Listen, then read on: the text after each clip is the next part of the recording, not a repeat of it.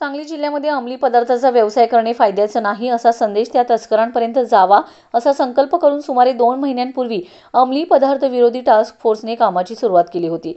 त्या संकल्प सिद्धीकडे वाटचाल सुरू आहे। गेल्या 2 महिन्यात कायद्याचा धाक प्रबोधन या दोन्ही आघाड्यांवर कार्यवाही केल्याने जिल्ह्यात अंमली पदार्थ विरोधी गुन्ह्यांना आळा बसलाय।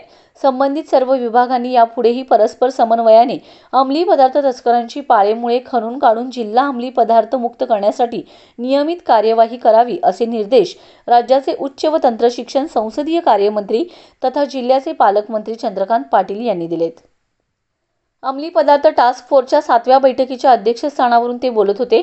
जिल्हा परिषद कक्षात आयोजित या बैठकीस जिल्हाधिकारी अशोक काकडे, जिल्हा परिषद मुख्य कार्यकारी अधिकारी तृप्ती धोडमिसे, पोलीस अधीक्षक संदीप घुगे, सांगली मिरज कुपवाड महानगरपालिका प्रभारी आयुक्त रविकांत आडसूळ, अप्पर पोलीस अधीक्षक रितू खोकर, प्राथमिक शिक्षणाधिकारी मोहन गायकवाड, माध्यमिक शिक्षणाधिकारी राजेसाहेब लोंढे, राज्य उत्पादन शुल्क विभागाचे अधीक्षक प्रदीप पोटे, स्थानिक गुन्हे अन्वेषण विभागाचे पोलीस निरीक्षक सतीश शिंदे, पालकमंत्री महोदय यांचे विशेष कार्य अधिकारी बाळासाहेब यादव यासह टास्क फोर्सचे सदस्य उपस्थित होते।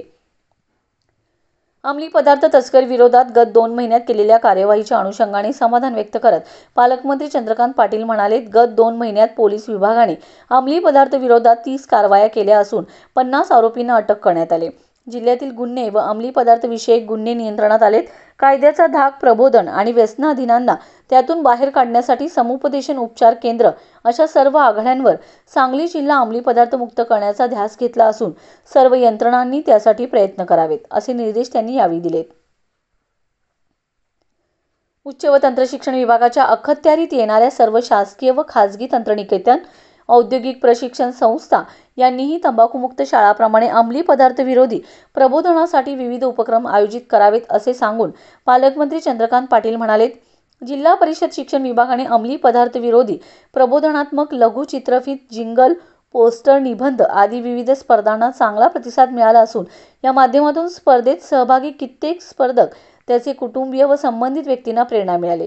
यातील विजेत्यांच्या लघु चित्रफित, जिंगल, पोस्टर, निबंध यांना वृत्तपत्रे, इलेक्ट्रॉनिक मीडिया व सामाजिक माध्यमांवर व्यापक प्रसिद्धी द्यावी।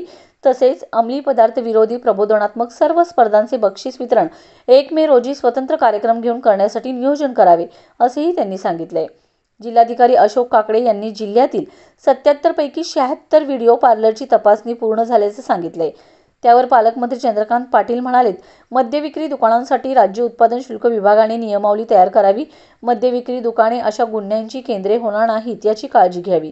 त्यासाठी मद्य विक्री दुकान मालकांना त्यांच्या दुकानाच्या परिसरात गुन्ह्यांना प्रवृत्त करणारे वातावरण होणार नाही याबाबतची दक्षता घेण्याबाबत व तसे न केल्यास करण्यात येणाऱ्या दंडाबाबत नोटीसा काढावी।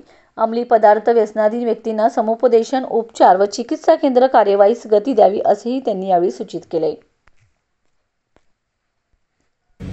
ज्या दिवशी आम्ही हे सुरू केलं त्या दिवशी आम्ही प्रशासन म्हणून अशी घोषणा केली होती की ह्या जिल्ह्यामध्ये ड्रग्सचा व्यवसाय करणं हे फायद्याचंच नाही आहे। सारखे रेड पडतात, सारखी अटक होते, सारख्या केसेस लागतात, सारख्या मकोकाकडे जातं, असं म्हणून दुसरं ठिकाण लोकांनी बिझनेसचं शोधावं असा आम्ही प्रयत्न करणार। आणि मी खात्रीने असं म्हणेन की त्या स्टेजला आपण आलो। याचं कारण ही मुवमेंट सुरू केल्यापासून आतापर्यंत 30 मोठे छापे आपण मारले, त्याच्यामध्ये अटक झाले लोक, त्याच्या चार्जशीट तयार झाल्या, त्यातले बरेच जण अजून आतमध्ये आहेत आणि बऱ्याच जणांना नदीच्या काळामध्ये मकोका लावून लॉंग टर्म वर्ष 2 वर्ष आम्ही आत टाकू। आणि त्यामुळे एका बाजूने भीती, दुसऱ्या बाजूने प्रबोधनाची ॲक्टिव्हिटी खूप चालली आहे। निबंध स्पर्धा, जिंगल बनवण्याची स्पर्धा, पोस्टरची स्पर्धा, शॉर्ट फिल्म याला प्रचंड प्रतिसाद मिळाला। या सगळ्याचा बक्षीस वितरण आम्ही 1 मेला करू महाराष्ट्र दिनाच्या निमित्ताने। परंतु ह्या महिन्याभरामध्ये त्यातल्या ज्या शॉर्टलिस्ट झालेल्या आहेत त्याला सोशल मीडिया नेटवर्क खूप आम्ही वापरणार आहोत। आता चांगले निबंध आले, जवळजवळ 600च्या वर निबंध आले। यांना वर्तमानपत्रांना आम्ही विनंती करणार की तुम्ही छापा, त्यातून त्या मुलांना प्रोत्साहन मिळेल आणि त्यांनी जो कंटेंट मांडला आहे त्याच्यातून प्रसार होईल। मग मोठ्या प्रमाणावर आम्ही इलेक्ट्रॉनिक मीडियाला आग्रह करणार की 2 मिनिटाच्या शॉर्ट फिल्म जे खूप चांगल्या झाल्या आहेत त्या जरा तुम्ही चालवा, असं प्रबोधनही चाललंय। तिसरा महत्त्वाचा भाग आहे तो म्हणजे ह्याच्यात अडकलेल्यांना बाहेर काढणं। त्यासाठी एक सेंटर हे कलेक्टर महोदय आयडेंटिफाय करतायत की याची जागा कुठली, याच्यामध्ये नेमकी ट्रीटमेंट काय दिली जाणार.